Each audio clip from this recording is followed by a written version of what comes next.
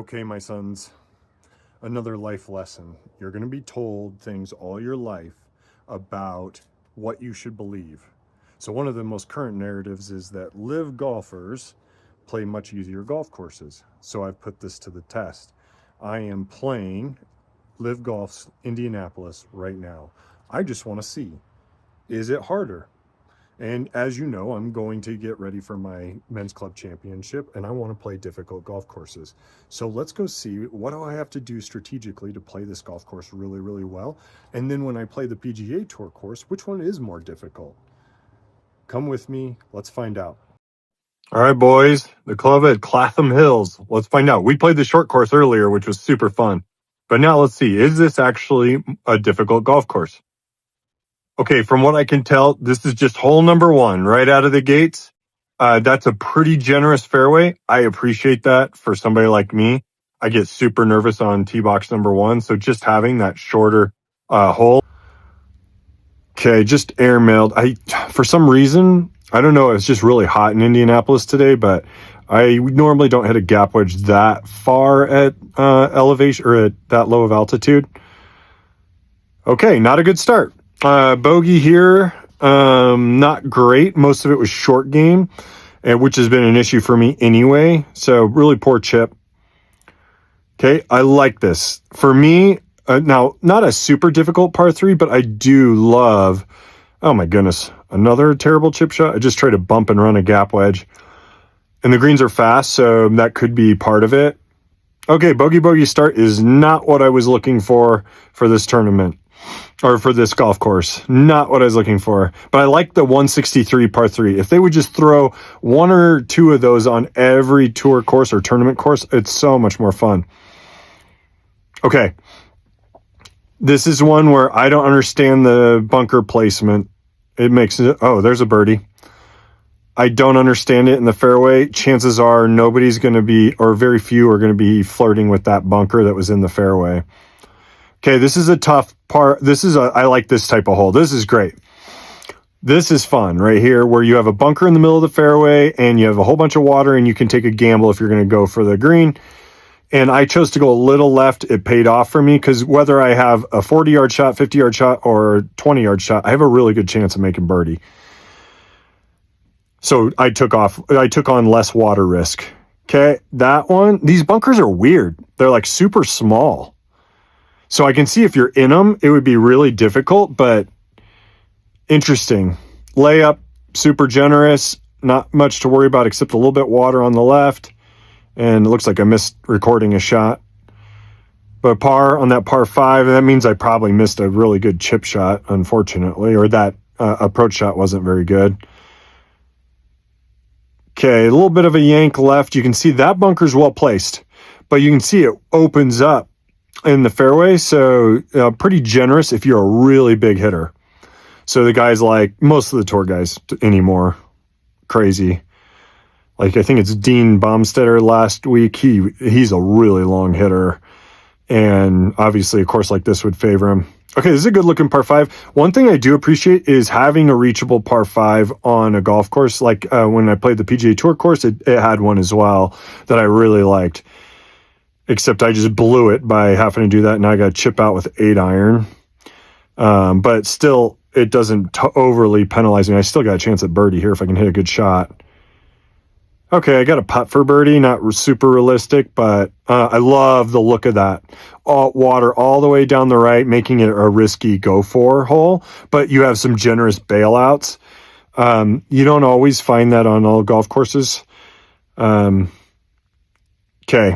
Another long 220 plus, similar to the other PGA Tour course as well. Greens here so far, I've noticed, are super sloped. I'm wondering if that makes up most of the defense on this golf course, because the fairways, from what I can tell, are super generous, and we don't have the same, like playing this compared to the PGA Tour course. There's not, like, that's like right in my landing zone. Those are really well-placed bunkers. Really well placed, but they're so small and the fairway is wide enough that I have bails to the right. So it's so far from a teeing off perspective, I'm finding this golf course way easier than the PGA Tour course for the FedEx Cup playoffs. Now, having I just said that, this, although a short hole, this looks like a pretty difficult shot. Okay, right down the middle. Okay, so drivable par fours are really fun. Now, this isn't for me, but I think having two like this on a golf course is too much, honestly. Good putt. Moving on, par. So far, pretty good round, actually. Okay, 200, 210 for a par three. Like, that's fine, but just have two over 200 and then, oh, birdie, sweet.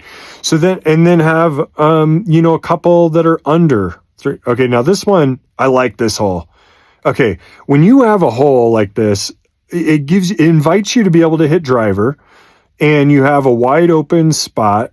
But for guys that are a little longer than me, they have to take on more risk than me, and I enjoy that. So they have to. That's where the mini driver comes into play quite a bit.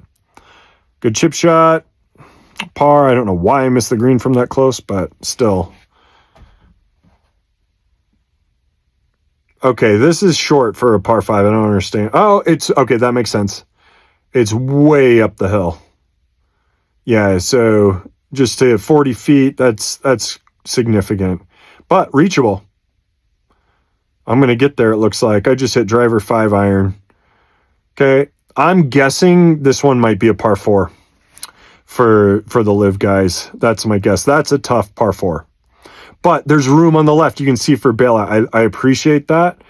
This is more my type of golf course because I have a chance to score. The other one, so far from playing the two golf courses, this one is more difficult, or this one's easier, but way more my style, and I'm enjoying it.